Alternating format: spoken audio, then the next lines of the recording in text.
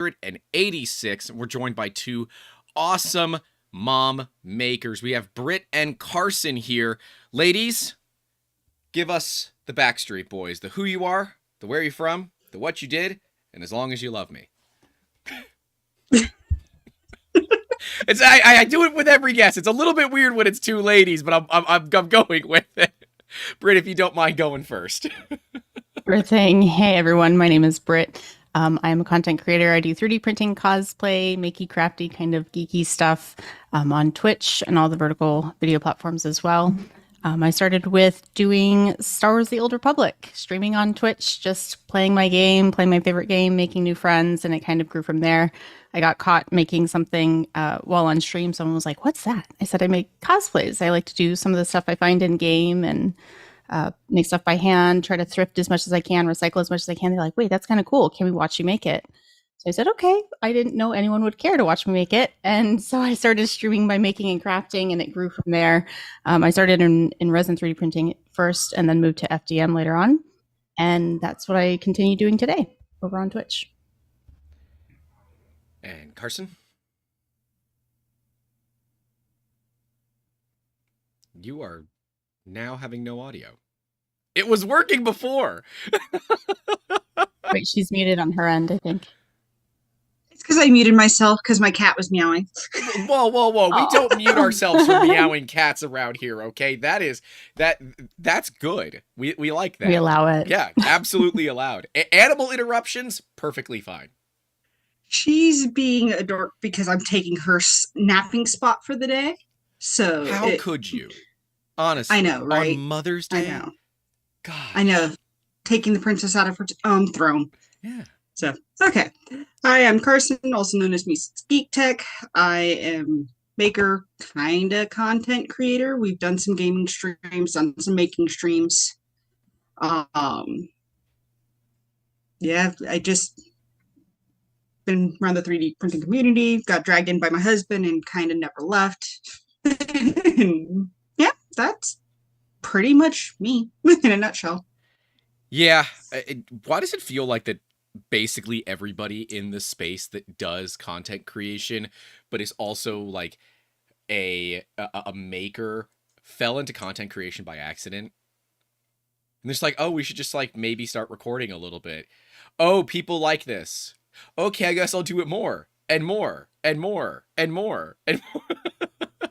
Yeah. I think I'll say we pretend to be antisocial, but I think deep down a lot of makers tend to be social people. We're nerds anyway. We have something that we can relate to with each other, you know, on our fandoms and stuff that we agree on and that we enjoy. So when we find our people, it's like very synergistic and gets everyone going and kind of pushes us on further. So even though we like to play, that we stay in our cozy little cocoons in our homes and we don't go out and people much. I think we do. Well, yeah, a little bit. I think it's fair that we also we like our certain brand of people, right? You know, yes. we like the other antisocial people because we all kind of get that. So everybody else just kind of sucks, right? Yeah, great. I'm glad we all understand this. Nailed it. Yeah, it's like the and we don't judge fest. For disappearing. No. The Irish goodbye is just understood. You're like, where'd they go? They probably went back to the hotel or they went home. I get that. That's fine. I feel the same way. Yeah, the Rep Fest is the social place for antisocial people, right? That's what they've always been for me, where we can meet our comrades in real life. And, well, I've met the both of you in real life, even though we are multiple states away from each other. So thank you all for coming on and hanging out. So how did becoming a mom affect content and affect making, right? Because slightly more, let's go with responsibilities when you're a mom and you have all these other hobbies that you would like to do. So how does all that work out? Well, for one, it's like you said, the priorities change. Yeah. And that's probably number one thing, because with content creation, it takes so much time that I don't think people realize behind the scenes. And obviously raising tiny humans takes so much time. and there's no scheduling. So while it's nice that the content creation can be flexible, there's also times where it's inflexible. Like you have to show up at certain times. You have to show up, for things that you've signed up for, that you've promised and committed to. But also with children, you have absolutely no idea when the chaos will start, when they will need you, when someone gets sick, and it's completely out of your control. So it's trying to manage something that's always chaotic all of the time, on top of being a human yourself and caring for yourself, on top of this content creation. So while it's nice that sometimes people enjoy the rigidity of Monday through Friday, 8 to 5, like this is when I show up, this is when I can be here. And with content creation, it's just always a surprise. Yeah. But I think it can work too, because we're flexible, and I think people understand, if something doesn't come out, I can adjust, I can make up for it, I can, plug in a few extra hours here or there, or show up on a friend's podcast because stream isn't currently working. So it's chaotic, and it's time management for sure. I think that's the hardest thing, is that you have very time demanding things that need you around the clock, and that can be a lot. But that's number one, is your time. Definitely get that. Also, Geocacher, thank you for the members only Discord. Shoot me a DM either on Twitter or on Discord, and we'll get you set up in there after the stream. Karsen, would you agree that some of that structure and rigidity of real life kind of has to be thrown to the wayside, because the little gremlins desire attention at random times of the day and need you no matter what you're planning on? Yes, and we're dealing with that a lot more now, as Squishy, now 5, she's getting into more things. She's discovered she can leave her room whenever she wants. So she's getting into all sorts of things, and I know my content creation has gone down a lot since March of last year, when we had our second little one, because my hands just became too full. But at the same time, having the kids, having kids is a lot of fun, because they can get involved as well. We'll go outside and the kids will go play, and I'll sit there and be standing on a prop or painting something, and they get involved as well, so they can see what we're doing and learn from that. So it's an interesting combination. Britt, how old are your little ones? I don't actually know that, if you're wanting to share that. Yeah, that's okay. I share ages and first names and nothing else past that. We're at 8, and the youngest just turned 7. Okay. All right, so your mini makers are a little bit older.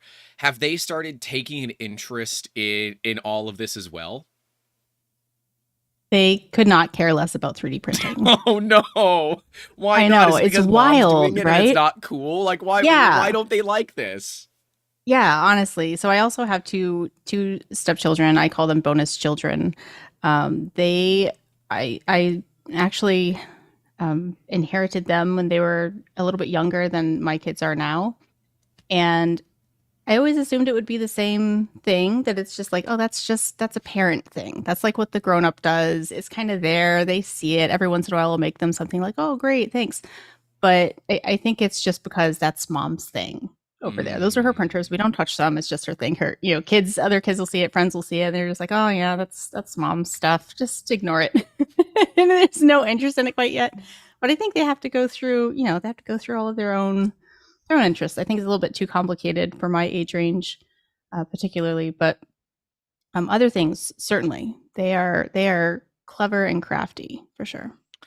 Yeah, I tend to notice this, right? So we've had a bunch of outreach stuff recently where we go out into public. It is weird. And they've both been around like STEM and learning. And one of them was a career day at the local high school. So they're technically children. But we had one on Friday, which was a STEM day at definitely not a public front for U.S. Navy SOCOM. But it's well known that it is. And, there was like 5 and 6-year-old kids, and some of them did not care. All of them loved, someone brought a spot dog. All right, one of the Boston Dynamics spot robots. Everybody loves the dang robot, but the 3D printers are like, oh yeah, I have one of these at school. Like, which one? I don't know. It just makes things. Okay. You want to burn something? Yeah. All right. That's what it works. We brought one of our Galvo lasers out there and we were making business cards. It was totally safe. We had protection. Don't worry. But it was interesting because some of them would just light up because they've never seen a 3D printer before. They've never seen some of the tech. But then others were like, no, this is like every day, dude. I don't care about this. I'm going to go play with the $100,000 robotic dog now. Thanks. See you later. Is that maybe what's going on with you, Britt, where because they've seen it all the time, maybe they don't have interest? They've been exposed to it. It might be that they might just be desensitized to it. But also I think the reason why I was even interested in 3D printing is because I existed at a point in time where this wasn't available to me, right? To us. I remember distinctly having a conversation with my older brother about how 3D printing could never be possible because I remember him pulling up a story about how 3D printing was up and coming. It was going to be a thing and everyone was going to have access to it. And I was like, that's not possible. There's no way. And I remember like arguing back and forth and just being like, this is not something I would get to see in my life, but that would be cool if I did.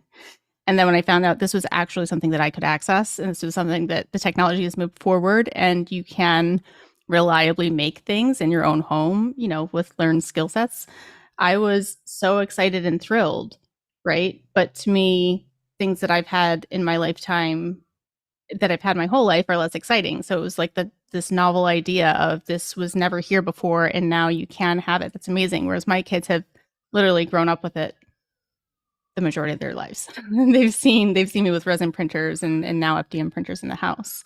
So it might be a part of that. It might just be a part of, mom does it, so therefore it's not cool, because nothing that mom does is cool, unfortunately, until it comes Comic-Con time. Then all of a sudden it's, oh, wait, we want a whole costume made the day before. Then you're like, oh, now my skill set's cool. Okay, that's fine. Wait, nobody else is making things exactly the night before? I know I'm not alone on that. No, everyone else is responsible, and they've planned it months ahead, and Karsen's already got next year. Karsen's got the next 6 years planned out. The costumes are ready. It's done. Yeah, I think we'll go with that. So I'm looking at all the unfinished prints literally sitting right next to me. Is that the most complicated thing with cosplay? Because I feel like at this point 3D printing's gotten pretty darn easy, right? With all the new brands coming out and all the new printers coming out that are just leaps and bounds better than their previous generations. I feel like 3D printing has become the easy part, and it's the sanding and the painting and the sanding and the painting and then the weathering and all that. That to me is where the time is spent. Is that a fair assumption, Karsen? Yeah, that I still have a project that was supposed to be done within a week 4 months ago, that is still in the process of being sanded. So yeah, there's definitely a lot of time that goes into that comparatively. You guys had that massive power armor suit at East Coast Rep, now yes. 3D Printopia. That thing was taller than me. It was taller than Joel. It was huge. Where do you put that? Is it like a lawn ornament? Like, I guess now that'd be a really badass lawn ornament, given the fact that the Fallout series is out. But where do you put that? Well, so traditionally what we try to do is we work with an organization called Extra Life. And we had a contact there who was going to help us at the end of last year to auction it off to support Children's Miracle Network. That is the end goal, is to sit there and donate it and all the proceeds from it to charity. Unfortunately, our contact fell through, and the power armor is right now in pieces sitting in a bathtub. It's sitting in a bath.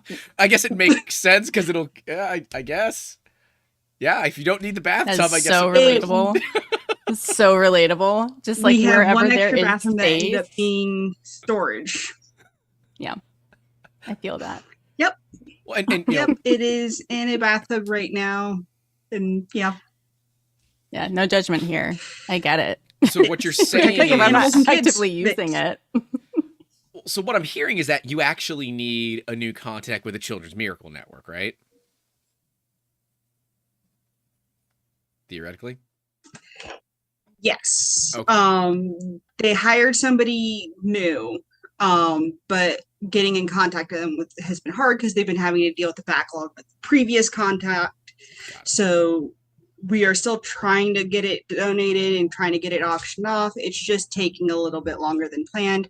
And we do have a project for this year as well, that we're working with a couple people on. We're doing Starfield this year. We're doing the big companion robot. I can't remember his name. I'm sure Ryan can answer it in chat. But that's actually in the process of printing. We upgraded our farm a little bit to help with that. What So, printers are yeah. you running? So we have pretty much every Prusa FDM starting at Mark III all the way up to XL.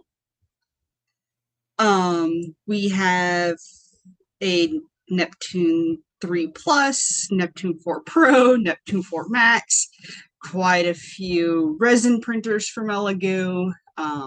I run bamboos downstairs, even though Ryan will never admit that there's bamboos downstairs. So, yeah, but we have a small farm going. And Britt, I know you've got one of the lovely 10th anniversary Mark IIIs. What else are you running? You have two of them. I have two of them. You have two of the 10th yeah. anniversary limited edition Mark III S Pluses. That's not a flex. Like, I just have a problem. I really like no, that's color a flex, coded but that, things, and I like that's I a just dope really flex. like things that match. Yeah. I have so I talk a lot on my channel about mental health, more about like the clinical side of things, but I am diagnosed OCD, and matching things it's not always been like, that's not a thing for me. That's not a trigger for me. Thankfully that's not been one of my things, but I do enjoy it. Like, I do still find it very satisfying. So it's like, when it works, that's great, but it doesn't have to be that way. There's just certain things that I can't mix together. Right. So it's like metals and stuff, the colors, like it has to be all the same. So when I got the one, it was like, okay, that was my splurge. This is for content creation. I'm going to keep it that way. And then I think it was Joe put out a tweet saying that there was a handful of them that got kicked back for whatever reason, returns, people that put a deposit but didn't end up paying the whole thing, whatever it was, and said there's a couple more kits left. And I remember constantly that week printing on it, being like, man, if I only had a second one. Looking over my partner, if I only had a second one, I could run that other thing for you. I could be printing this other thing for this other person if I had a second printer. So then that tweet came out, and I was the first one, like, went in there, got a second one, and I was like, okay, you're done, enough. Yep. But yeah, so those two are a little pair, and they sit side by side, and then I have two bamboo that sit below them. And then I was just gifted an Elegoo Saturn as well. Which model of the Saturns? I have the OG Saturns, like the Gen 1s, and they still run really, really well. My resin printers don't give me issue. I had the Anycubics. I ran a couple of Anycubics for a while. I had a little mini farm of those, and I ended up giving those to someone else when I relocated. And according to them too, they're still working very well. And that, to me, that was easier getting into 3D printing, was starting in resin and then going to FDM and then having all the heartache. So I was committed before I got all the heartache and wanted to break up with it. And now we're in long-term relationship now. We've gotten past it. But yeah, having the matching printers and having the sets and having things is really satisfying to me. Having them organized and seeing them all lined up perfectly is just, I think that's good for my mental health. It's good for my creativity. I would agree, right? I would say that I much prefer to have organization over chaos, and then I look at my office and say, no, you don't. No, you don't. But at the same time, it's like we're so busy trying to find the time to, like, all right, we have to take everything out and then put it back in the right way. It's like we don't have that kind of time. At least the resin is over here and FDM is over there, but there's some random resin cleaning stuff. We're gonna build a table in here for it. I would agree though, Britt, that, like, as far as like just click print go, Resin is actually much easier, especially if you get pre-supported files. So if you're getting files Right.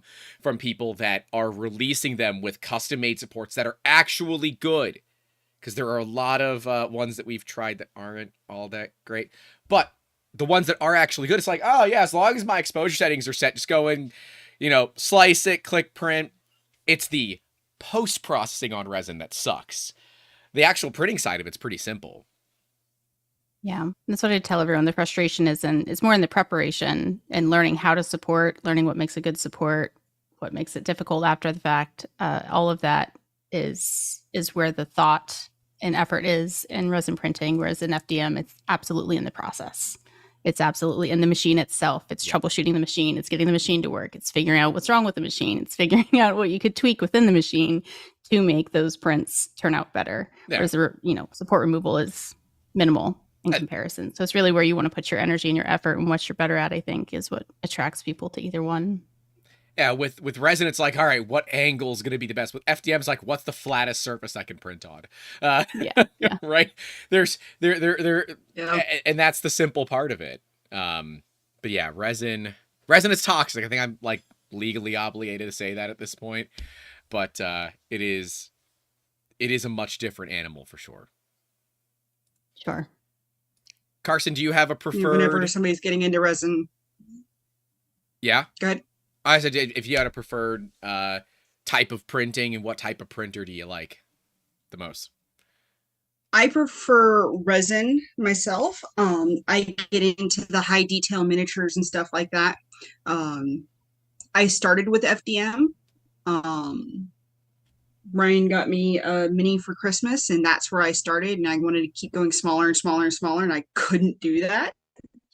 So got a Elegoo Neptune, not Neptune. Oh wow, The Mars, Mars 2 smallest, Pro. Yeah. And yeah, got the Mars 2 Pro and started from there. And now I run their Discord and help test some of the machines. Just got the Saturn 4 recently. Trying to figure out where to put that because it's a lot bigger of a beast than I expected. But they finally did the lids that tilt rather than the ones that you have to pull off the top. Yes. Like, I've got a pair of the Jupiters here. We bought them for one project. They paid for themselves and more in the one project, which is always my favorite thing. But I wanted to get the SEs. The problem is I only have about 4 inches from the top of the machine to the top of my ceiling. So I couldn't get the SE because I couldn't get the top of it off. I had to get the originals with the door. And it's like, well, there are no options. I had to stick with that. But yeah, the new like tilting lids, it was needed for a long time. It was my biggest gripe with a lot of the resin printers is like, if your hands are covered in resin, gloved up, of course, the last thing you want to do is touch the side of it. Yeah, like you're like using your elbows looking all weird. Yeah. Or like your forearms, like elbows in the wrist. Yeah. Yep. The levels of weird jank ways that we've learned to make things work is kind of I think like we should all look back of like, what is some of the dumb stuff that we've learned over the years that has proven to be the easiest way to do it because manufacturers won't change their products. That would certainly be a fun one for me to look back. But back in my day, yeah, we'll right. Back before the big war, which I feel like we're kind of on the tail end of that brand war. At least on the FDM side of things. And, it's now we're hitting that renaissance period, if you will, where everybody is putting out new machines with clipper and input shaping, and they're all copying Bamboo. Like, let's call it what it is at this point. It certainly has that changed the way that you all have looked at machines, because everybody here, myself included, we all have both kind of previous generation machines on like the Mark III side, and then we have the input shaping crazy fast machines on the Bamboo side. Do you think that all of this extra speed is worth the hype around it? Extra speed is nice. but extra speed comes with some interesting fails as well, as we have discovered. It has its own challenges. So I would rather go for a happy medium of speed and quality versus lots of speed and, oh, hey, look, it's missing half of its thing because it fell off the side and onto the bed. Oh, the hot end just bent at a 90-degree angle. Well, It, we actually dealt with an interesting issue with the XL recently where it went far enough over to the right. It went off to the side and actually hit the pin to drop the tool head onto the bed in the middle of a print. So not even sure how it happened. Everything started back up just fine, but yeah, it just went and dropped it middle of the night. I'm gonna have to try that now. I've never considered that could be a thing, but I'm gonna have to try that now. Yeah. Britt, what bamboos do you have? The carbons. Okay, so you have a pair of the carbons. So what are your feelings on the speed versus quality versus a happy medium? I'm smack in the middle, and there's not enough time in this Zoom to argue you on resin is toxic. But we're gonna do it one day. We're gonna have it out. Can we do that? Let's have another stream one day where we talk about resin. We can. It's because it's technically not toxic. Toxicity. Right, like the word okay, toxic. All right, I got him to not, say it. It's good. We're good. The all word right, toxic is not technically correct, but the real term is complicated. It's the fact that people say it. Yeah. But people also say that babies are fragile. Babies are not all that. And we know fragile. that. Yeah. Babies bounce. Yes, but babies also bounce. Yeah. See. Yep. Don't test that theory, yeah, everyone. I feel like I shouldn't have to say that out loud as a paramedic. Yeah, I feel like maybe I do have to say that out loud. But yeah, no, one day we'll go over the whole toxic thing, and we'll go over like the medical side of stuff, because it's really interesting. I did my own deep dive wanting to make a video on it one day, and there was literally not enough time in the day for me to go as deep into that subject as I wanted to. Mm-hmm. But when it comes to like the resin V FDM, obviously it's very nice to have something done within a couple of hours. Yeah. I feel like most everything in resin, you're like, it's going to take half a day to an entire day, and that's great. But I mean, there are fast resin printers out there as well, where it's like max build volume is like 13 hours. Yeah. Regardless of what it is. That new Saturn 4 that's Ultra amazing. Like, it's wild. It is. If you guys haven't seen it, it's crazy. It's really tilts. Neat. Oh, so it's cool. very neat. But FDM versus resin, I'm like I said, 50-50 smack in the middle, because when things are fast, that's great. Obviously, time is everything. But even if it fails a handful of times, I'm going to have to restart that print. So why does that speed matter to me if it fails much more often? Even if it's at something like 20-25%, I'm going to have to restart that. How much time did that actually save me?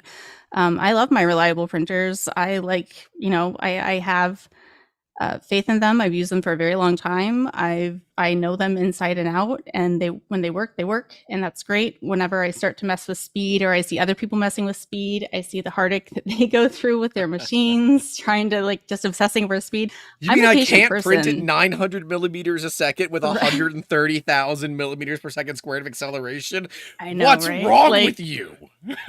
It makes my heart sing that there are people out there like, why can't I? Like, yes, be a dreamer, ask those questions, push the limits. I love that, because that's the only way we get better, is because of people like you.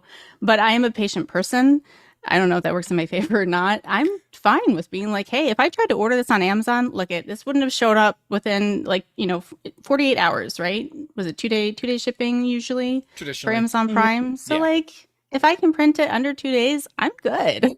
I'm like, that's cool. It saved me a trip to Target, and I got to do, whatever cooking, cleaning stuff I had to do while this thing was printing. So I'm probably not the best person to ask on the whole speed thing. I know other people are obsessed with speed, and that's great, because like I said, they're the innovators. They're the people who push limits, and that's fantastic, because I benefit directly off of those people and their passions. But for me, I love my reliable printers.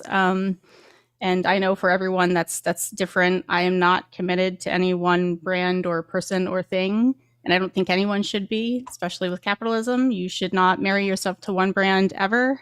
I will say very much what I've enjoyed and what my experience is, and I'll be honest about each and every one of them. But I feel like if we all hunker down and start committing and saying I'm team this, I'm team that, that only gives a company an excuse to not get better, to not get faster, bigger, better. When we say, oh, this one can do no wrong because they're perfect. Don't say that. They all It can doesn't do benefit wrong. you, it doesn't benefit me. They all can do wrong, and they can change at any moment. Even further, It's just they the all way it is. have done wrong. Every Sure. company Sure. has had a problem, right? Even Not a my single one of company's them's had perfect. problems. Everybody has problems. That's life. Right. That's life. So yeah, I'm definitely not married to the whole speed thing. I know other people are, and like I said, I think that's great. I think people should find what they really like and what they like finding solutions for. And literally, you make the community better by trying to push technology forward.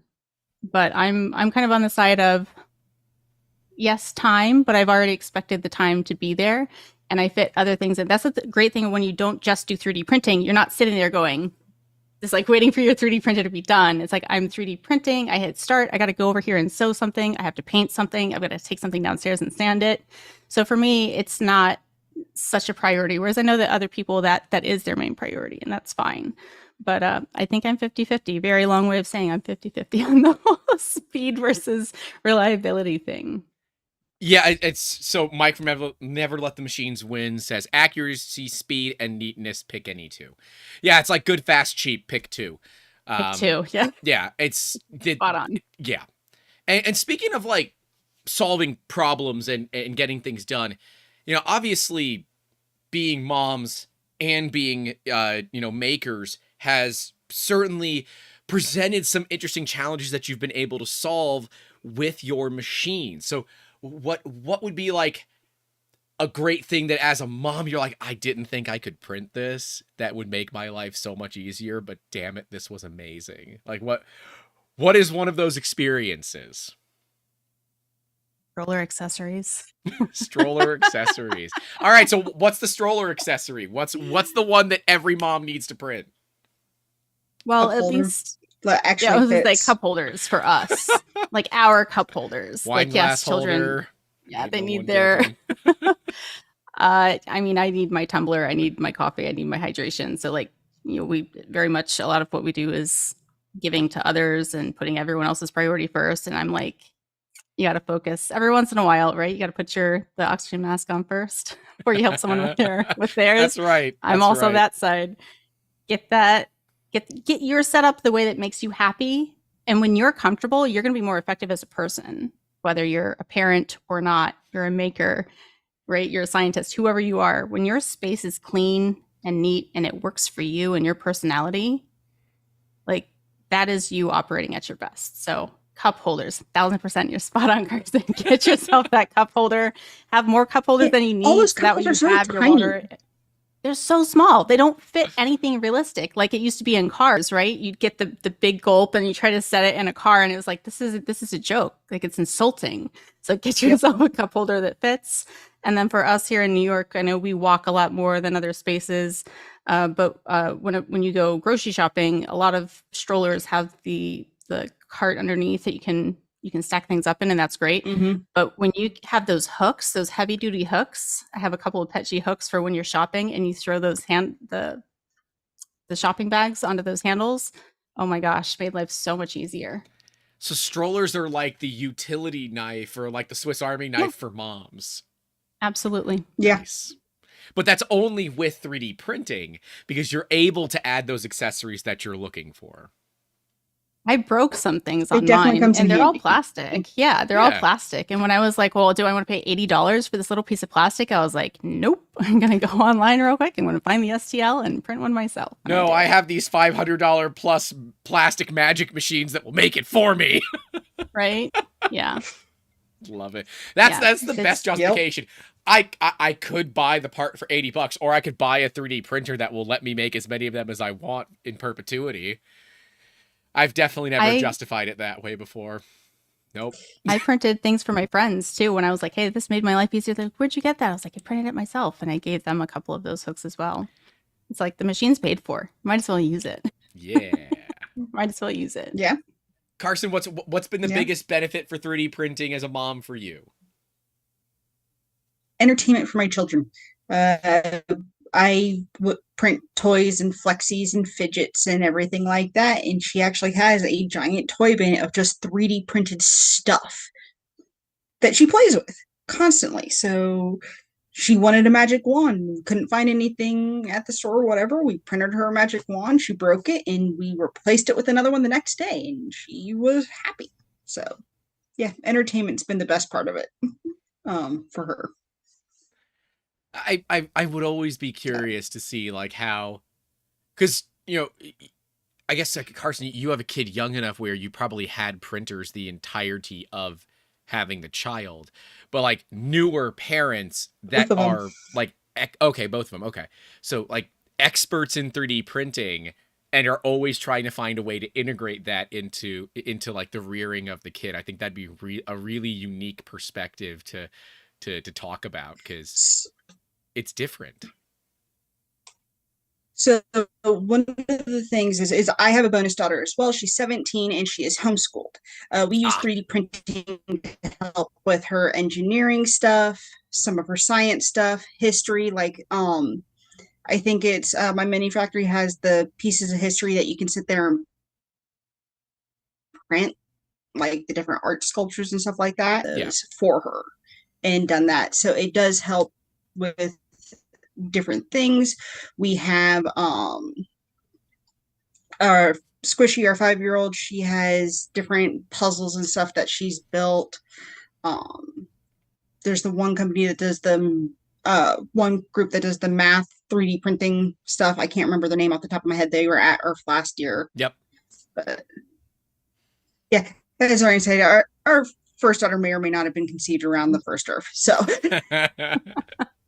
so we can blame 3D printing. She's the original Earthling. Earthling. Oh gosh, that's adorable. That is adorable. Stop. That is really funny. But now 3D Printopia Ling, that one, it doesn't have the same ring to it. I'm sorry. Nope. No.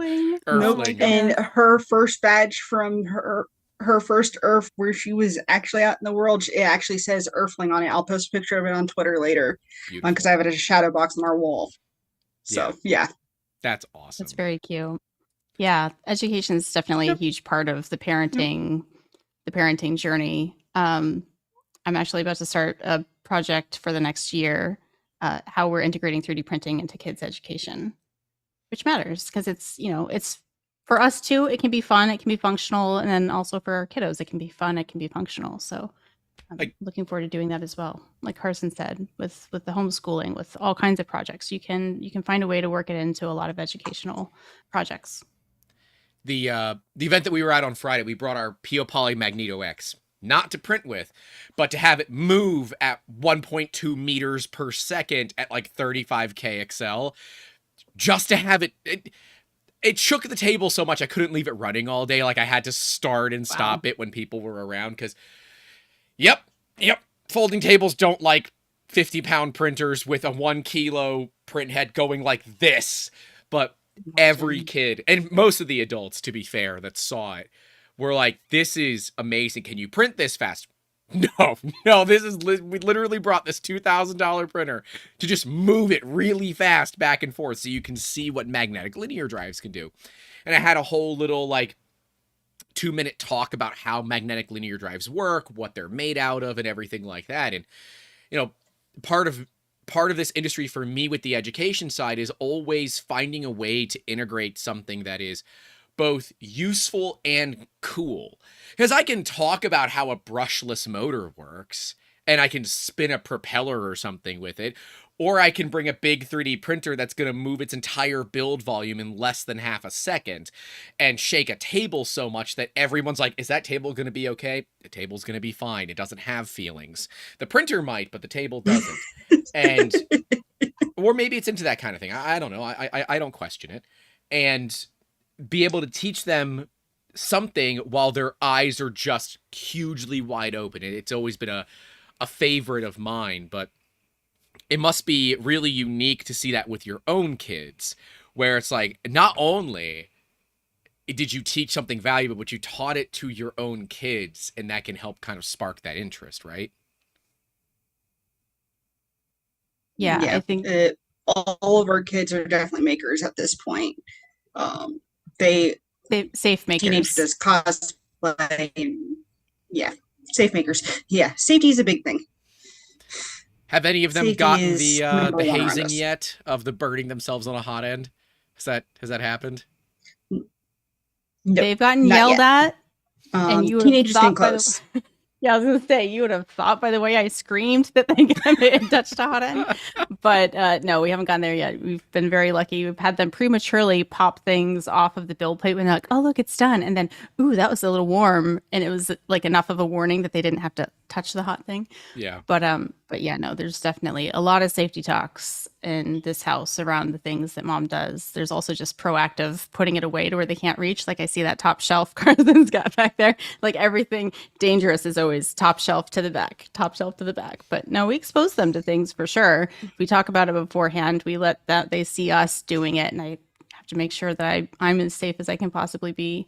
Maybe I over exaggerate some things sometimes just so that I know that when they pick up on my habits that they do it safely. So no hot ends yet, but they've definitely ruined some good vertical video of me getting that good crack off the build plate No. because they've snatched things and they'd be like, oh no. And then they put it back and I'll go over there later and there's no pop. I'm like, all right, who took the dinosaur off the build plate? Who did it? Who did it? Which kid?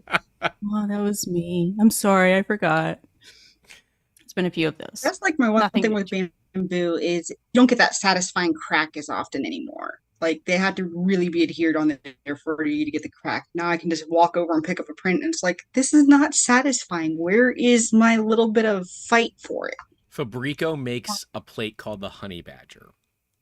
The Honey Okay. Badger smooth plate every freaking time. Every time. Oh, Good to know. and it's like a matte bottom surface as well, so it's not like that really shiny, smooth PEI. But they make a double-sided that's got smooth on one side, texture on the other, so you can get the best of both worlds.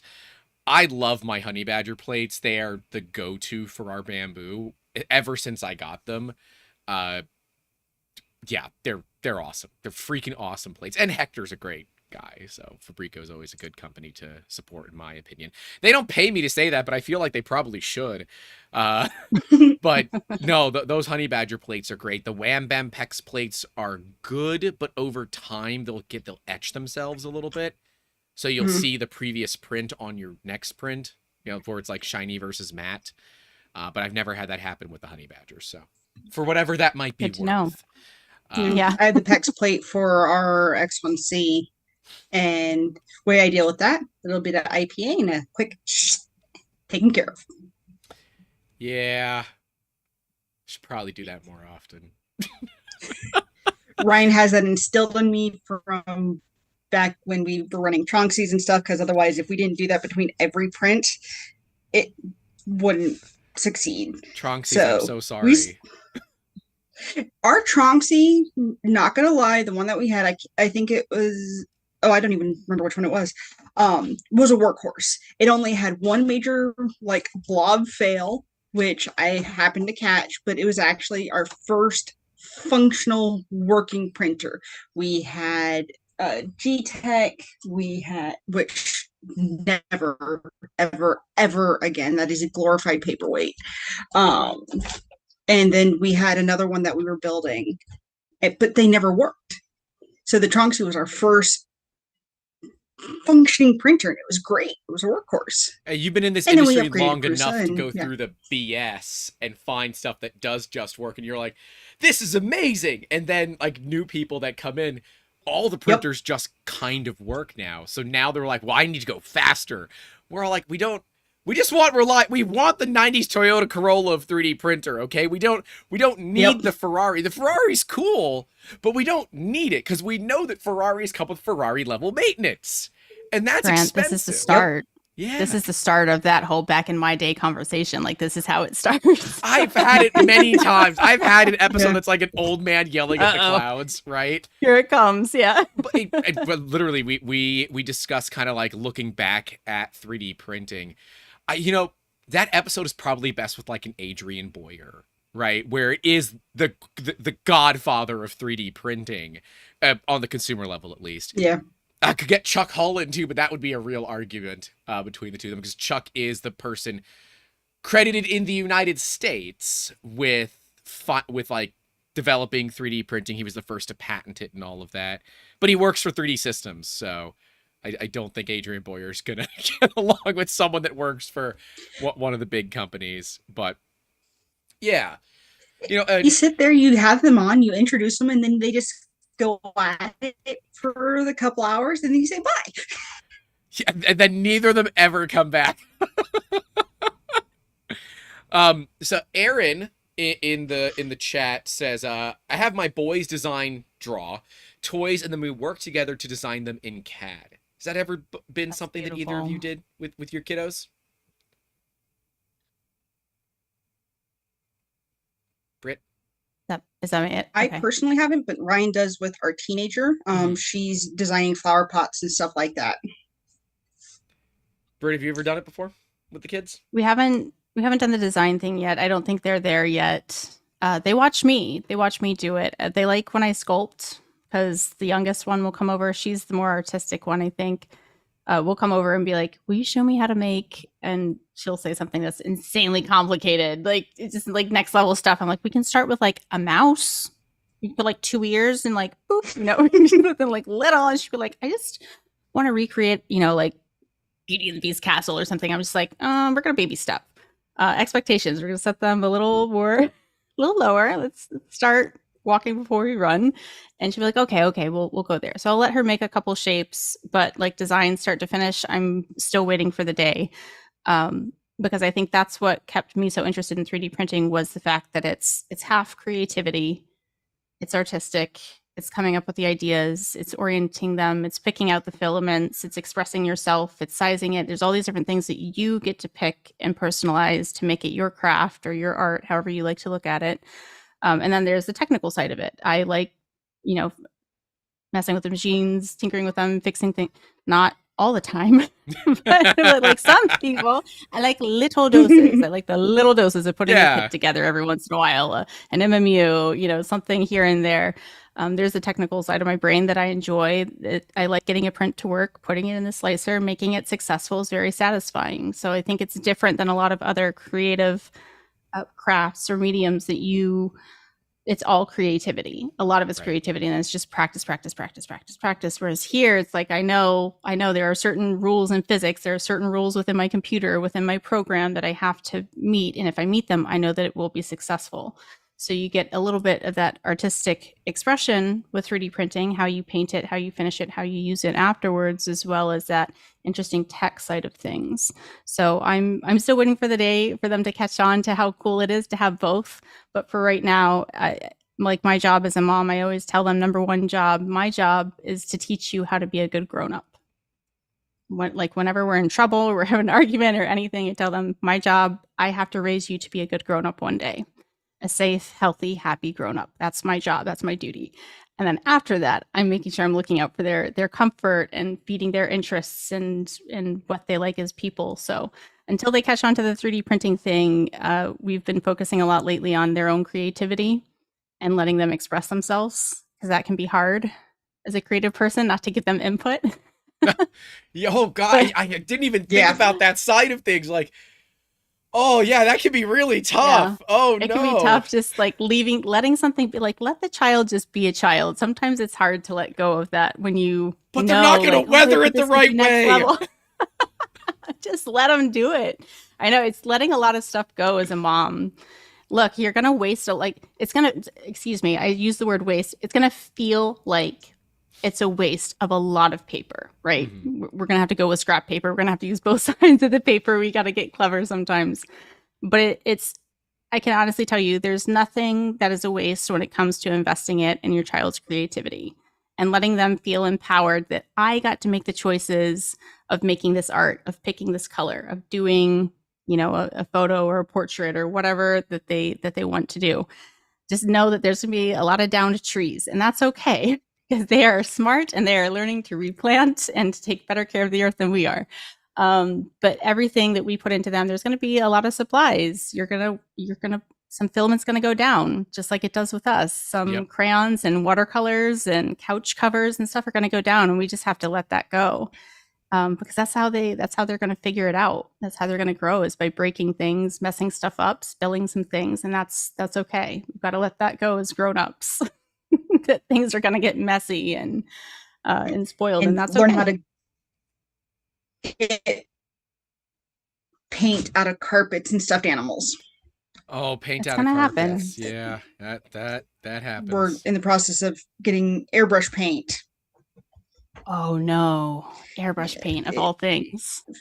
Squishy got into airbrush paint yesterday. Yeah, and she got covered the side of a dresser, got a stuffed bear, the carpet, a little bit of everything, and she was of course covered head to toe as well. So I'm not gonna lie, it's kind of cute. Cleanup. I mean, like, I know not for you, but I just, like, as a parent, I think it's so cute when you see those videos of, like, you'll see a parent, like, walking up and you can see the trail of, like, sour cream or whatever it is that the kid has just, like, coated themselves in. It's really, so, I don't know how it was happened. Probably really bad. But the paint just crazy. flew off the shelf. Exploded. Mom, you wouldn't It'll be cute one believe day. what happened. Okay, so I was Yeah. standing there, right, and the paint just The darndest thing. you would never. It was a ghost. We have a poltergeist. Yeah, a poltergeist. Yeah. Ghosts get blamed for a lot in our house. That's wild. Yeah. I do think it's cute. I know it's annoying in the moment, She but takes full credit. I always have to remind myself it will be very cute one day. We'll look back on it and laugh. And I keep reminding myself. That's what gets me through the real tough spots. It's like, I'm annoyed in this moment, but give me 5 minutes and I won't be annoyed. Yep. And I know that about myself. So, like, take a breath, let these 5 minutes pass, and it'll be okay. But yeah, there's going to be a lot of accidents like that for sure. Duff is recommending Folex, Folex, and it's an amazing stain remover. Stuff is like black magic, he says. Okay, I'll have to look it up. I'm going to have to get Costco bear. Now, Duff is in Canada, so might be Duff. You might be shipping this stuff down to us. I'm just letting you know. Have the moms found out about these canary knives yet? Mm-hmm. Okay, Britt knows. Karsen doesn't know about these canary knives, do you? No. These are the best. They're made for cutting cardboard. So they're slightly serrated, but they're not like. If you really went to town, you could do some damage, but these things can cut cardboard like a scroll saw, just like really, really intricate. And it's great because that gives us excuses to order stuff from Amazon, more filament and all in resin and that kind of thing. And then the kids get to take the boxes and design it, because like paper, great. Cardboard, better, because cardboard's got that you can make it stand on its own, you know? Yep. Like, you do full cosplays with cardboard. Like one of these canary knives, a hot glue gun, and an unlimited supply of cardboard, a child might be able to make it to space. But yeah, these things are like $9, and you can get let me see, the 10-pack. Yeah, the 10-pack is $68. I'm just saying. I might be ordering some canary knives later. Canary, like the bird, canary knife. I love them. Matt Stoltz is actually a person that told me about it the first time, and I didn't believe it, but I ordered one. This was a holiday gift that every single person in my family got this year, because it breaks down boxes like nobody's business, and it's fun. It's fun for you too. I'm just saying. But like, people love them.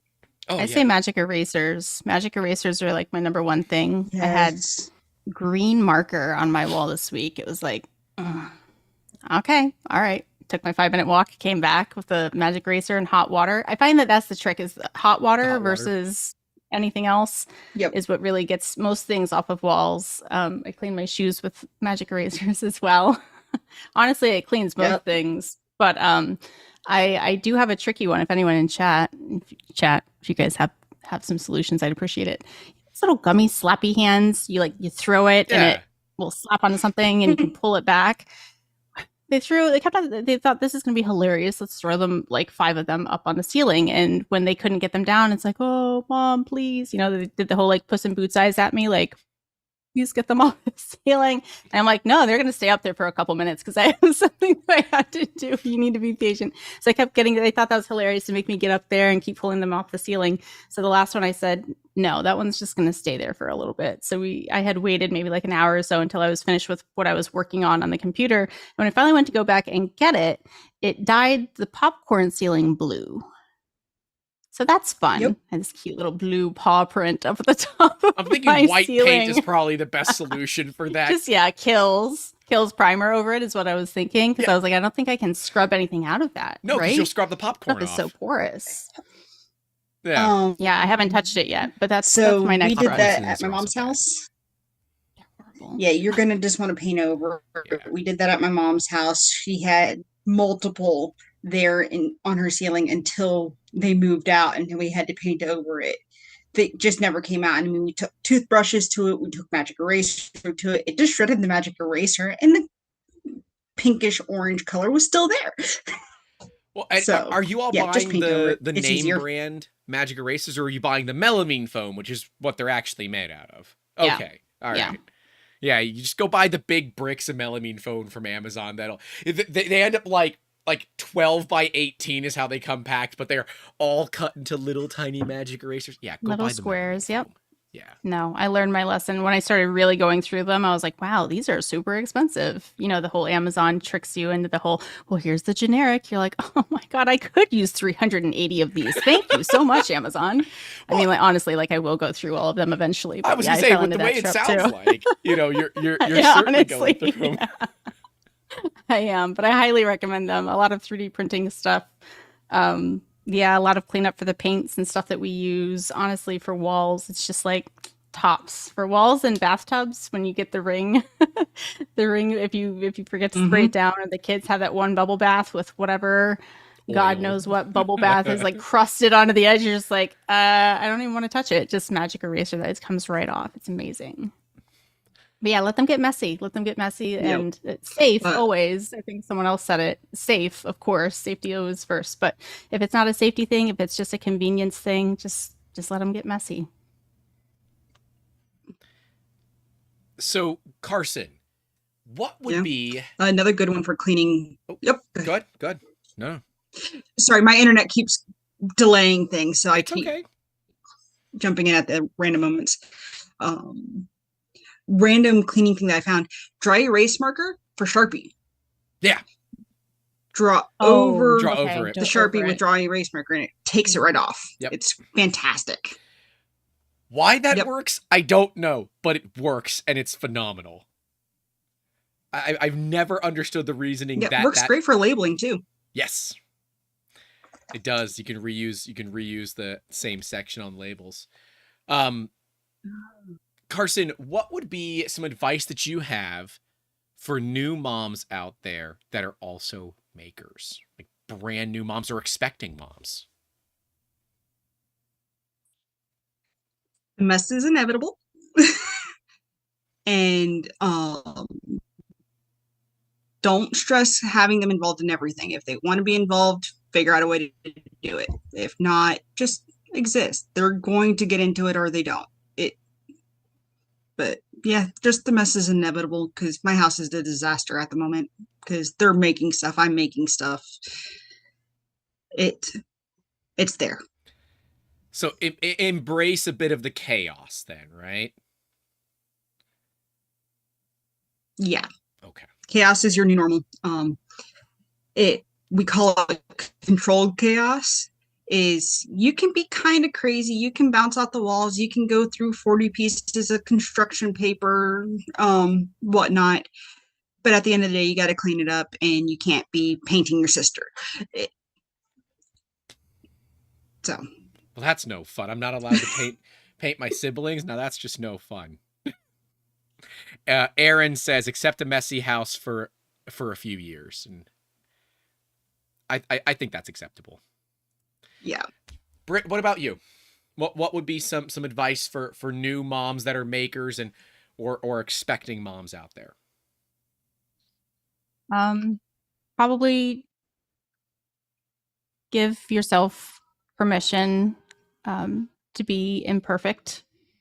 Give yourself permission to rest, to just be exhausted for an entire day and just be a burrito on the couch. Don't guilt yourself or look at social media to try to compare or think that that's how you're supposed to be, because every family is different. We all look different. We all operate differently. Don't think that you have to achieve everything and everything is a deadline. It's okay to give yourself permission to just relax every once in a while. If you don't touch a paintbrush, for a couple of days or a couple of weeks or months, whatever it is, that's okay. Just as long as you give yourself permission to come back to it when you're emotionally or mentally ready for it. You're going to be tired. Everyone tells you, oh goodness, parenting, you must be exhausted. It's not a joke. It's like, I literally one night had the idea in my head. I was like, I was so exhausted one day. It was like 3 days. Everyone was sick, but it was like staggered to where one day of sickness was overlapping with each person. So it was like 5 to 6 days of no rest at all. One child sick, he gets better. Other one got sick, and then they started getting, then he was sick, and then it was awful. And I just remember thinking, like, I'm literally so physically exhausted. I'm semi-afraid of going to sleep that I might just stop breathing. My body's just going to be like, I'm done. There is nothing left in me that I can continue to operate like this. And I was like, obviously I had to push that thought aside and be like, no, that's out there. But you can be so physically exhausted. You're just like, if I blink right now, I will fall asleep right here on this couch. It will hurt how tired you are. So don't think that with how tired you're going to be, with all the sick days that are going to come, with all the emotions that are going to come, that you have to perform at some insanely high level. You're working 2 jobs. If you're a creator and you're a parent, you're doing 2 full-time jobs. So don't expect yourself to be full-time in both all the time and be producing at the level of someone who isn't responsible for raising a human. You're not going to, and that's okay. That's fine. You're going to be so exhausted. Yeah. You're going to cry, and that's okay, because you're a human and you have limited resources. So if you don't get that thing done in a week that you thought was going to take you a week, it's fine. Just tell yourself it's fine, because it is. We're not expecting these insane results that you might see on people's social media. Those are tailored. The stuff that we put out there is tailored. That's not real life. So don't look at that and think, I have to be at this level or that level, or I've been practicing this long, it should be this good, or this is my however number, of costume that I've made, it should be like this. If no one else gives you permission, then I will just give blanket permission. You have permission to be tired and to walk away from things and to leave them half finished and to have a messy house. It's okay. You can come back to it later. Yep. No one's perfect, and you're not going to get everything done that you want to, and that's okay. Last year we had my mom on, and she said pretty much the same thing. And my mom raised identical twins. 2 of me. She knows tired. She's a saint. She knows tired. Yeah, she's a saint. Yeah. The level of exhaustion is real. So smart woman. Yeah. Even if you only have 1 kid, like you see people that have 12 kids. I just, what was that TLC show? I know my mom did had it. like 20 How can kids. you afford that many kids? How are you? For one, how do you afford them? How are you? Like she was put together. She's so cute. She like had her hair done every day, and she's very prim and proper, and her home always seemed clean. She had like literally 20 kids, and I'm over here with 1 child on the struggle bus. And again, that's when I realized like I can't compare. That's what it was. That's what it was. It's a very old show. It's too many damn kids. Different people, different time and era of them growing up than me. You can't compare 2 different lifestyles. Like there's no comparison. Some people can thrive with little to no sleep. Other people need their sleep. Other people, need a little creativity and rest. And maybe, do you know what? That is my other thing that I'm going to selfishly say. I know I've talked a lot. I apologize. But to allow yourself to do something for you. Because so much of what you do is going into someone else. And I think that as makers, Karsen's probably felt this too, that you just like want to paint something. Like I'm tired. I've been caring for someone else all day. They've been sick. I've been running around. The house is neat and clean. And you just want to sit and paint something. And then this little voice sometimes for some of us parents will whisper to you and be like, you're selfish. You could be doing another load of laundry. You could be mowing the lawn right now instead. and you start to guilt yourself and feel this weight of like, if I'm not giving 100% of all I am all the time, then I'm not doing enough. And again, it's the whole put on your oxygen mask before you put on someone else's. You have to help yourself, because if you are not functioning as a creative, if you're not functioning as a human, you're no use to anyone else. If you burn yourself out, you burn yourself into the ground and there's nothing left and you're on E, you're not going to help anyone. So don't kill yourself trying to reach this impossible task of 100% all the time, because you're not going to do it, and it's okay. You have to every once in a while, like, let the house be dirty and go paint that picture. Go spend time with just you and the cat, or the model. Yeah. Or the model. Go airbrush. Go, just take the dog for a walk and spend some time with your dog. They miss you too. Go spend time with your friends, your mom. The cat may not miss you, though. The dog misses you. The cat may not. Yeah, cats don't miss us, but Amber that's fine. brought the cat in here, put the cat down right next to me so she could jump up into bed. Cat ran right out of the room. All right. She's like, I'm working over here. She's got marketing stuff to do. We get it. I but guess, like, whoever wants to spend time with you, spend time with them. Feed your soul. Feed your soul, and don't starve yourself because you think that you have to, devote 100%. Duff says that his wife was just a zombie with triplets. His stepkids are triplets. Wow. And he said, also, people who design 3X wide strollers never had a clue how going out with kids works. I feel like a lot of the stroller companies don't get it. But yeah, I don't know. My parents used to have a lot of fun with us, because they would have single strollers and they would just swap in the middle of a mall and just like swap the strollers and then just go in opposite directions. My dad would have snarky dad remarks when they say, "Oh, are they twins?" Nope, you're drunk.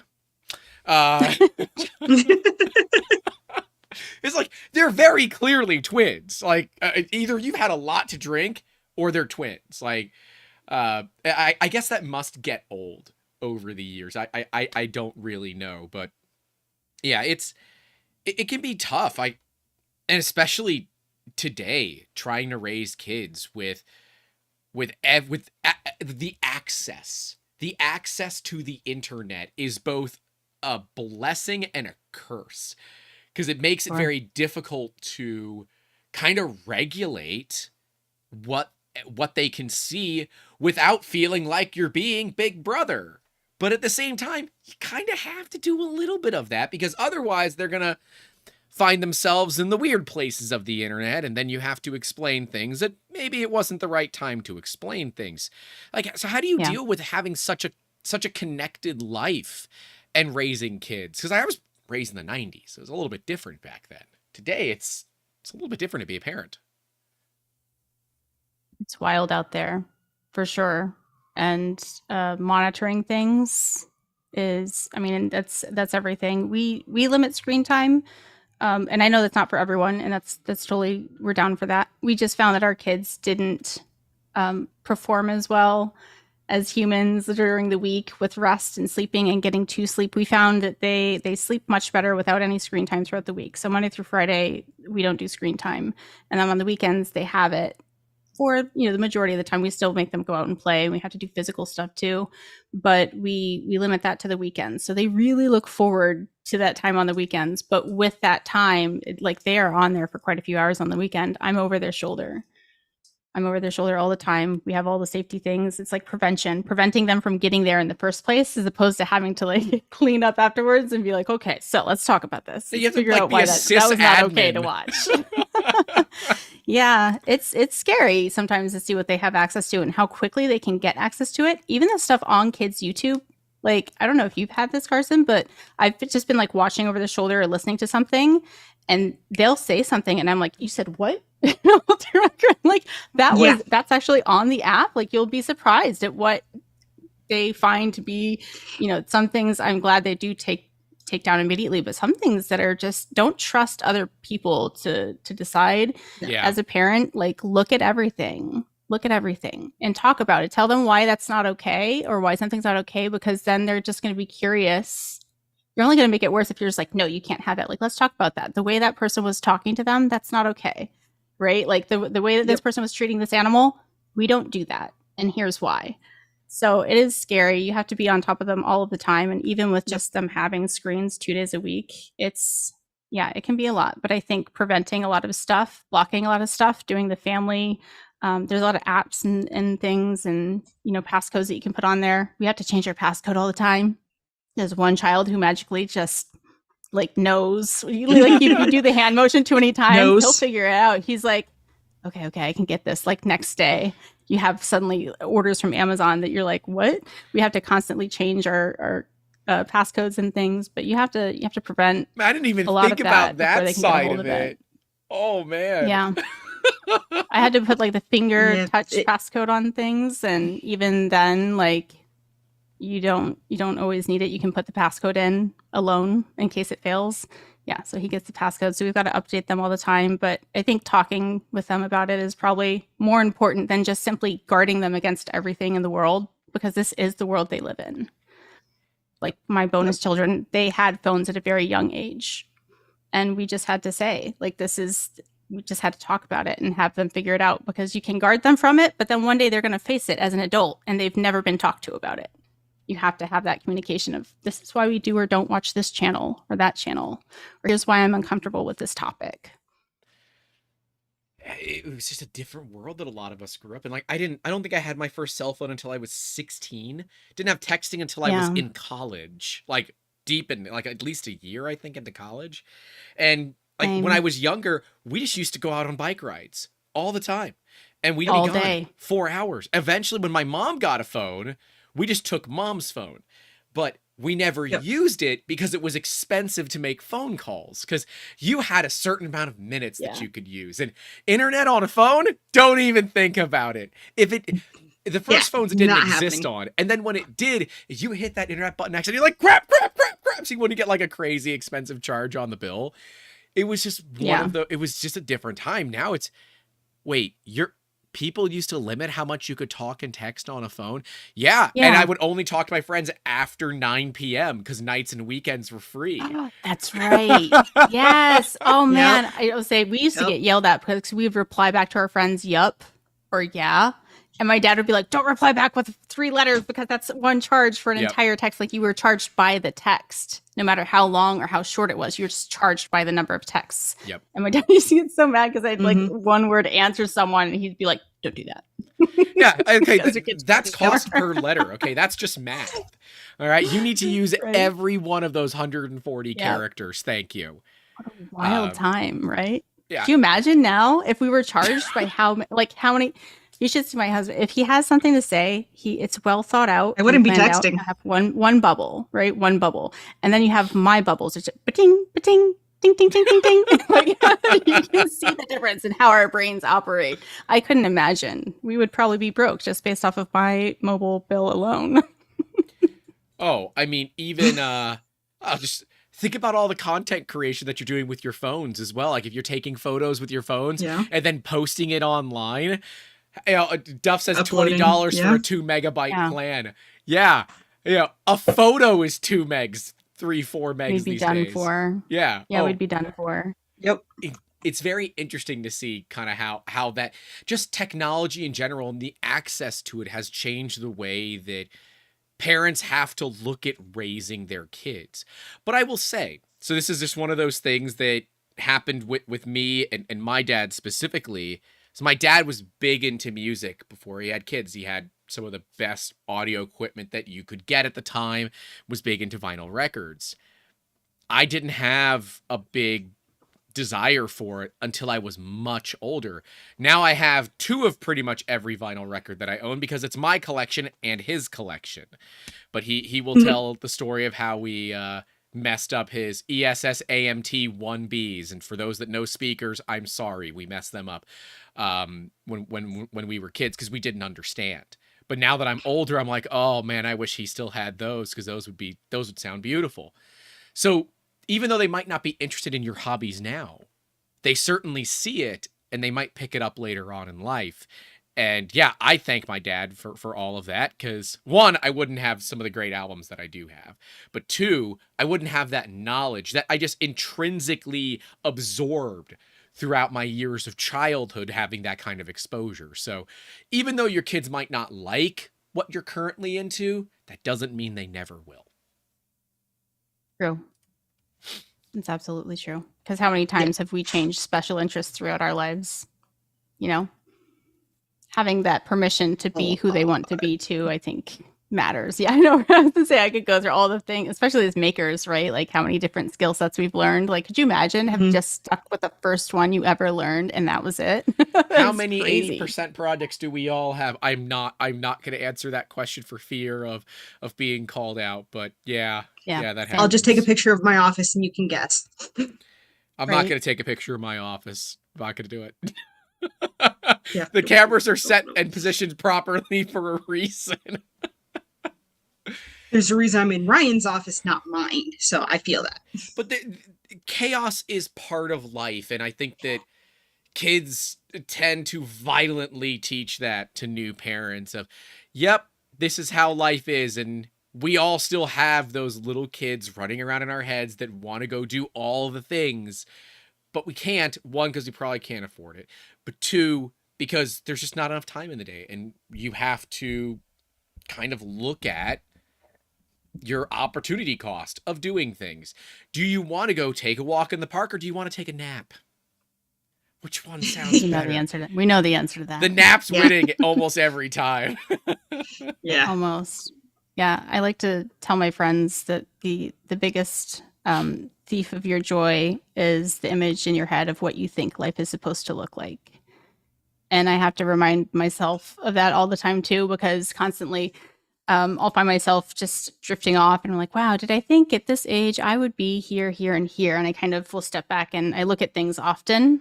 I like to remove myself from the situation and look at things that way. And I can't tell you how many times I'm just like, I would have never have thought A, B, and C, but then I wouldn't have had, all these other parts to my life as well. And one of my friends, when I first got pregnant, I remember he was like, oh my God, I would love to have a baby. He wanted to have kids so badly. And he was like, but I just can't at this age because I just wanted to be a young dad. And I remember just like, it broke my heart because he's a creative as well. He's a creative guy. And I was like, you have so much to pass on to another generation if that's really what your heart wants and that's what you want to do. And he's like, yeah, but I just think that like maybe I should be at this. By the way, in perfect shape, like better shape than I am now that I'm at his age. And saying like, oh, I just had this expectation that this is how it would be. This is how it would be. This is how it would be. And I kept on telling him, like, you are literally, if you're denying yourself the opportunity to do something that you really want to do because of this image in your head that someone else has placed there, or even if you've placed it there, you're missing out on something really beautiful. And I think we do that a lot, is that we let society dictate to us what our families are supposed to look like or what our careers are supposed to look like, as opposed to genuinely looking at the situation that we are in and saying, I get to make the most beautiful picture out of what I've been given. And I can either celebrate that or I can deny it completely and compare it to this image over here that's not even real. It's not tangible. No one has given me any of this. And yet they expect me to reach this final product. You can't do it. So I think that it's important to not put those expectations of like, this is what I see, or even if it's just someone you look up to, like, I'll look at a lot of families. I'm just like, that's beautiful. I wish I had that. But for whatever reasons in my life, it's not going to line up like that. And that's okay, because there are really beautiful parts of my life that I never would have thought that I had. That's a gift now. So don't limit yourself. Again, especially creative people, because I think we do this a lot to ourselves. we get in our own way so much, especially us neurodivergent people, is that we don't always have it figured out. So we kind of have to look outside, right, Grant, to like look at other people and be like, am I doing it right? Okay, good. We're peopling right. You have to look at other people. You look around like, have they figured out that I'm really afraid here yet? Do they know I'm like 2 conversations away from a panic attack? No, they haven't figured it out. Yeah, great, it's working. Okay. I'm doing it right. I'm doing the motions right. Yeah, we do. We look to the outside all the time for answers or for direction and how we're supposed to be. And I want to be that person to remind you to shake that off every once in a while and just look at what the resources that you have. Yeah. Just look at what you have around you. I'm sorry. And make something really beautiful out of it, because you don't have to create what everyone else has already created. You get to make your own story, your own picture out of what you have, and stop getting in your own way. Doggone it. Because we trip ourselves up. There's no with all cookie these cutter family. There's none. Not for how you're supposed to be, not for how your art is supposed to look, not for how your children are supposed to be. I think that's the one thing that's tripped me up a lot, is I'm just like so hard on myself as a mom, saying that, but my children aren't what I thought I would see here. And that's because of me, because of how I've raised my kids.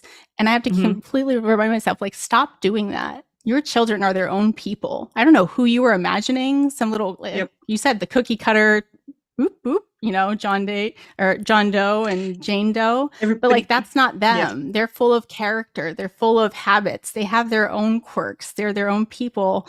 Let them be, and just let them be the best people that they can be, and stop thinking I have to create them into this. You don't. You just have to let them grow up. Let them be safe. Let them be their own person.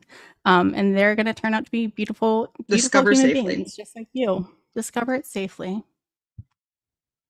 Did we do a lot of safe discovery when we were kids? I don't know. Nope. No, we didn't. I feel like a lot of it was F around and find out. There's a whole lot of reasons why I harp on safety a lot as an adult. And my dad did his best. Like, he did his best. But oh my God, I have so many scars and so many stories and ER horror stories, because, I'm honestly amazed that we made it to adulthood. I feel like my parents are also amazed that I made it to adulthood. The amount of like hospitalizations for stupid stuff, like shutting my head in the trunk of my Jeep. It was an old enough Jeep that I had to manually close it. Okay, I shut it on my own damn head. All right, so yeah, and they never let me live that down. By the way, so now everyone has the vehicles with the automatic. It's like, hey Grant, step back. I'm like, yeah. Yeah, don't worry. We won't either, now that we know that. Oh, it's fine. That's what family's for. We have told the story many times on this show, so it is not a new one for longtime listeners, if you will. We've all done crazy things. Like on the bike rides, did you wear helmets? Did you have like the full padding and everything? Did you wear jeans every time and sneakers every time you were out on a bike? I was gonna say we had helmets because we knew at that time, but we were riding in the street. We were crossing streets with no lights. We were crossing streets not in crosswhats. Like, we were out at all hours of the night. The amount of scars I have from cycling. So now that we have kids. Right, we do better. Every generation we're just doing our best, and you just do your best, the best you can, and we'll get better at it. Your kids will have their own scar stories to tell. Hopefully they just won't be the exact same scar stories that we have. Yeah. Vicky says, "What? You had bike helmets? You were better than us." Right. Now, I think my favorite kind of stupid moment when I was a kid was falling into an open manhole cover. Like an open manhole while I was riding my bike, so the front tire went in. I went off the bars and landed on this arm. I came home and I had a finger it was my pinky finger. What was like this? It's why I can still do this. I can't do the live long and prosper, but I can do this because it was broken and swollen so much. It was like that. So my dad said, "Oh yeah, your finger's broken. Let's take you to the doctor. We'll make sure where it's broken. We'll put a splint on it. No big deal." It must have been late fall when this happened because all the windows in the house were open. We got groceries and we were on our way home. I'm helping loading groceries and the wind slams the door shut on my hand. Yikes. The same hand on that finger, and it crushes the splint. And I am on the ground writhing in pain. And he said, "I can tell you that it's broken, and I will always remember that," because it's like one of those funny dad moments. And I'm like, I am in a lot of pain right now. But he was waiting his whole life. Oh, he was waiting his whole life to say that. So like it's like I have to like, I always check the doors to make sure that there's not like a gust that's gonna slam them shut. It's this finger's still a little crooked to this day. It's like, I was just about to say, yeah, I have a finger that didn't grow back right either. Yep. It's like, we're not going back to the doctor. It was broken before we started this endeavor. It's still broken now. Still broken. Just leave the splint on it. Oh my gosh, dude. Yeah. I had to put a new splint because the old splint was very crushed. Yeah. Oh God. Yeah, I had my hand. So back in the day, remember when you'd lock a door and you'd shut it, you had to go manually unlock it again, like before we had the clickies to get doors open and closed. I had my you guys have fingers wrapped around the automatic door. doors? You don't. The locks. You don't. Remember the locks? Like if you unlock the driver's side door, all of them unlock. Oh! I thought you were talking about like a door to a house. You had like the manual ones. Yeah. Oh no, sorry, doors. to a car. Did I not say that? No, to the car. Yeah, No, it's like, I'm like, yeah, just you got really scanners, fancy obviously. locks, Britt. Back in my day, no, the bioelectronics to get into the house. Yeah, you had to pop open locks and doors. You had to lean over. You had to pop someone's lock open. You also had to go like this to open up windows. And I still do this from time to time. And my kids look at me like, "What are you doing?" You got to roll the window down, unlock things. Yeah, I had my hand on the B post, and they shut the door. And my hand was small enough to where the little rubber gasket is what saved me, but my hand was stuck. And they had to like get in there and unlock it. And of course they were like panicked and screaming and didn't know what to do. But yeah, that was, again, I am also one of the reasons why it's not just you, Grant, why we have the self-opening doors with the button on them, the clickies, because, people like me. But yeah, just hopefully our next generation won't have the same set of issues. They'll have different issues, of course, but hopefully they just won't have the same scar stories as us. We'll do better with every generation. We're trying. But the scars are, part of me says they gotta have scars, because the scars are what turn into funny stories. If it wasn't Don't worry, for, they will. The finger and the staples in the back of my head and the written prescription for suck it up cupcake from that whole endeavor, I wouldn't have those fun stories, right? Yeah, they were very traumatic at the time, but you have to look back and laugh at it, right? Because otherwise it's just depressing. I was just about to say, I don't know. Do they need those stories though? Half of me is like, yeah, you gotta grow up a little bit, but it's like they're gonna have their own version of that. Like every generation, because you can't see it coming. They did the best with what they could with technology, with where it was. We ended up getting hurt and finding out why that didn't work, and now we have better technology, and it's just going to continue on like that. It's just the fact that we can't imagine it because we've not grown up in this day and age, that we can't see what that story is going to look like or how that trauma will express itself later in their lives. But yeah, I mean, just because we didn't walk uphill barefoot both ways in the snow like our parents did, right? I had to walk uphill both ways in college. Just stop it. No, seriously, because I had to go down into a valley. So you were walking uphill both ways, but it was also downhill both ways. But without shoes in snow. It doesn't snow in Florida. Miles or whatever our grandparents used to tell us. So you were chased by in a Category 2 hurricane. Yeah, there were a couple of times. At them. All right, there were a couple of times because there was a bridge to get over a little canal. There were a couple of times there were gators on that bridge, so you had to go around the long way. So it's not technically wrong here. All right. It's best kind of you win this one. You win this. You're right. And I will say, most of my stupid moments as a kid are not my parents' fault. It's not their fault that I have very little common sense. It's not their fault. It's my fault. Same. I common sense found isn't ways to get hurt. Installed. No. Installed. It's not. Wait, is there a USB port? Have I been missing this upgrade path the whole time? Nope. Yeah, can we just Bluetooth a new firmware update? Because this firmware feels a little outdated. Yeah, we got the folder downloaded. We didn't unzip it quite yet. That's what growing up is. Why am I not smarter? It's BS. We'll do better. Yeah, I guess so. The older we get, the better we get at this stuff. But that's in life. Theory. Life is about kind of learning the hard way and then making sure that the future generations try not to make those same mistakes. Sometimes they will, but we hope they don't, because if you don't learn from history, you're bound to repeat it, right? The smart ones will learn from us and carry on. I absolutely believe that. Every generation is going to do better. We just have to have faith in them. Maybe faith in ourselves a little bit. Yeah, I was going to say a little bit of faith in ourselves that we're doing okay as people to raise the next generation too, because it's always this fear. Right, the next generation. Oh my gosh, I fear for the next generation. I fear for them, and it's like, I don't know. I've seen a lot of beautiful things out there. I know the internet can be a treacherous place, but I've seen a lot of really beautiful, incredible things in kids these days, and how smart they are, how stinking smart It's kids scary are. how smart they are. It's It scary. is. So amazing, and that gives me hope that they're Squishy gonna taught herself they're how to gonna do read. great. Sorry. Amazing. Your kid Kids are taught so herself how to amazing. read? Yes. So unlike Brit, we don't really limit screen time, but we got her a Fire tablet, and based off of the games that she was playing and stuff, she ended up teaching herself how to read. And then all of a sudden, she sat down with the book in front of us and started reading the book. And we're like, "Holy crap, you can See? read!" Yep. And that's why that's okay. That is And why for your kids it yeah, worked out beautifully and they did something magical. My kids need help with direction, so that wouldn't have been managed. And that's okay. That's the beauty of it, right? That's amazing that she yep, taught herself to read. That's an incredible skill that a lot of people have difficulty with at that age. So that's amazing.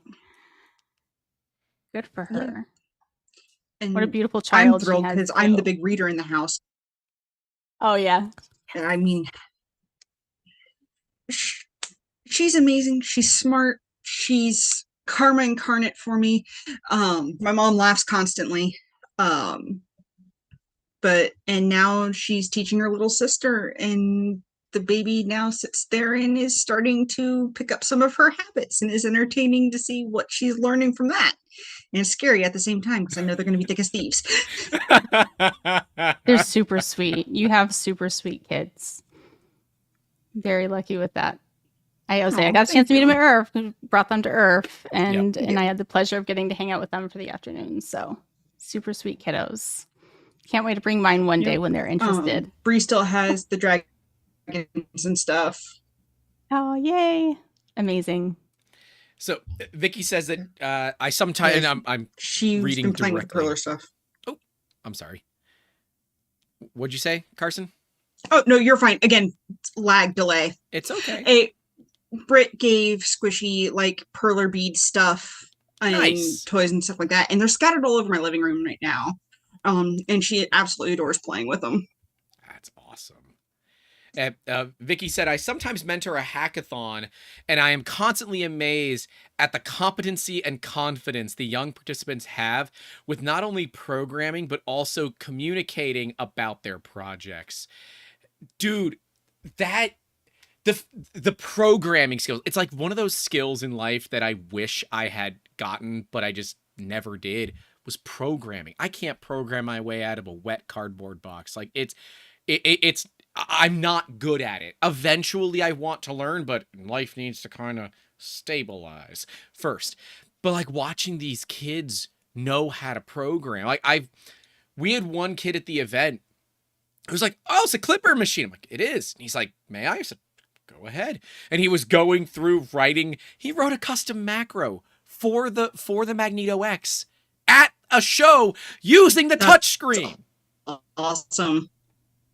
And these are the kids who are going to be making medical tech for years to come. These are the kids who are going to make surgical equipment. These are the kids who are going to improve transportation. Like that's amazing. I am both excited, a little bit scared, but you know, I'm anxious about this newest generation because I think that they've got a lot of opportunity, but I also recognize that they've grown up in kind of a weird world. The last 4 years since human malware have kind of changed the way that, you know, everybody is living, and especially raising kids as new moms in this now post-human malware world, or whatever the hell people want to call it, is certainly it's like a different modifier, right? You know, a lot of us were raised wild. in it was wild raising babies during that time. Yeah, it was wild. And yeah, they didn't go to school. You didn't have an option. You were either staying home or you were paying somebody. Thankfully, a lot of jobs went remote, but a lot of jobs didn't. And, you know, parents were all of a sudden forced to just figure it out with no help. They were just forced to figure out. Yep. That's kind of where the internet to me shined, was like in the early days. Now, for me, the early days of human malware, I had just injured my back. April 9th of 2020 is when I injured my back. Oh. So the height, right? And I think March 16th is when we kind of credit the peak. And Yep. it It's when the world shut down. Yeah, it was when the world shut down. And I guess I'm kind of thankful that I didn't have any kids, because I don't think I could ever understand what that is like to all of a sudden be forced to work at home, regardless if your job allowed you to, and if it didn't, you had to find a new job because your kids weren't going to school, and you had no ability to go hang out with people because everybody was kind of just uniquely afraid of something that none of us understood, and probably still don't understand it as well as we want to. That was the ultimate challenge, I think. And the two of you and so many other moms passed it with flying colors. So congratulations. Thank you. I was like, I don't know if I passed it with flying colors. They're all still alive, and so colors. are you. Tried. Right? Look, the fact that That's you true. survived this, It was is wild. Yeah, It and was wild raising kids before it, and I get. Oh, we can't say that term, human right? malware. We say human malware. Human around malware. here. Yeah. Okay.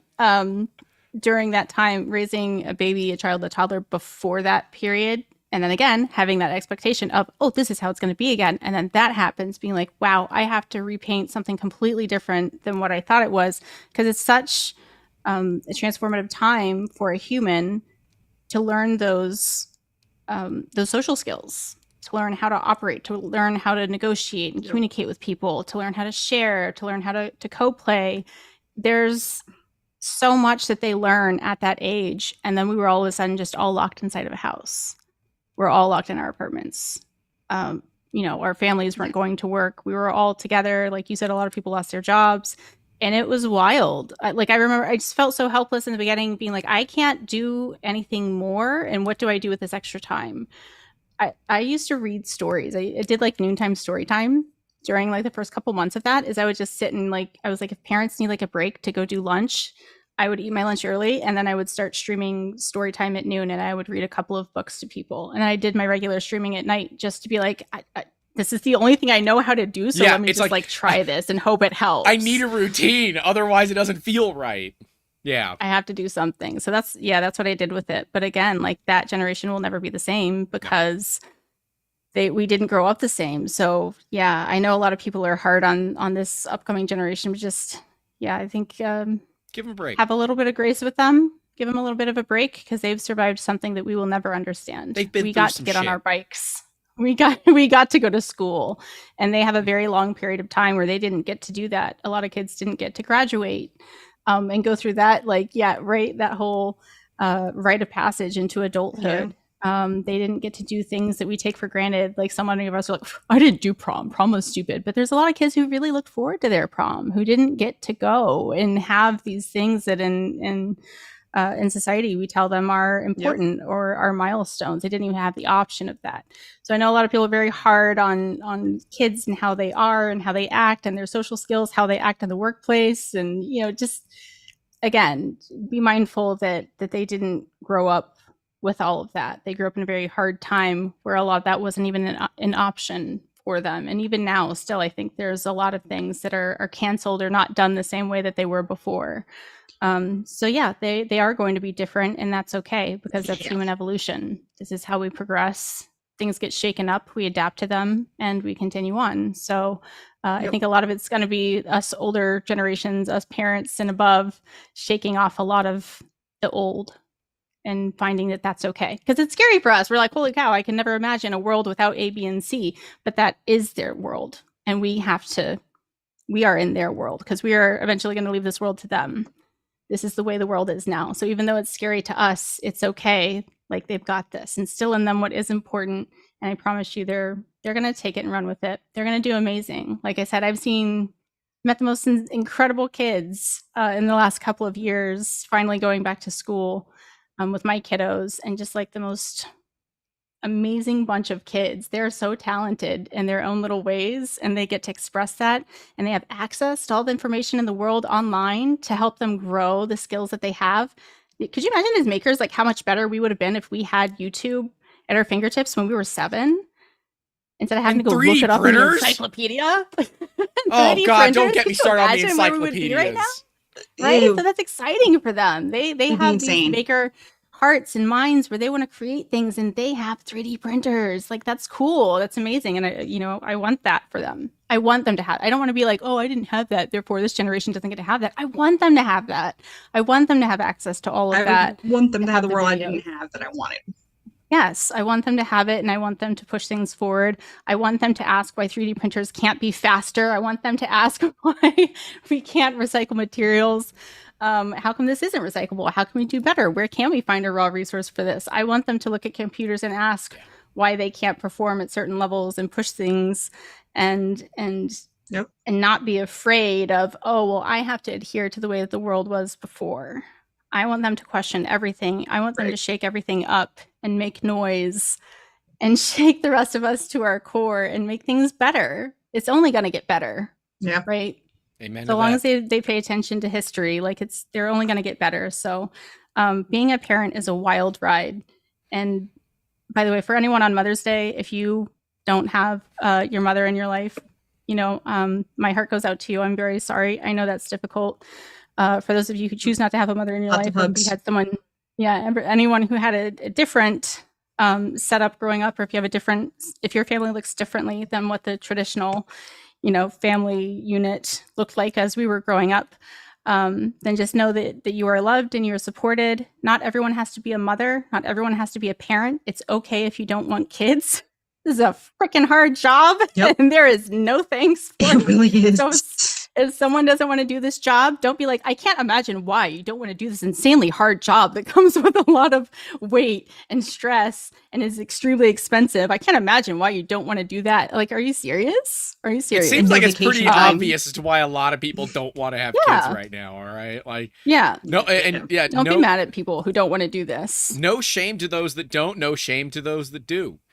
Right. It is everybody's individual choice, and it is wrong for us to push any of our beliefs on anybody else. Yep.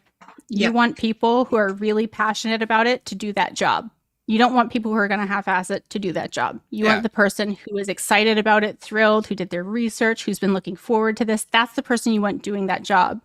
So let's not pressure other people into thinking they have to do that job if that's not really what they want in their heart of hearts. And for everyone else who, again, today is a weird day for you.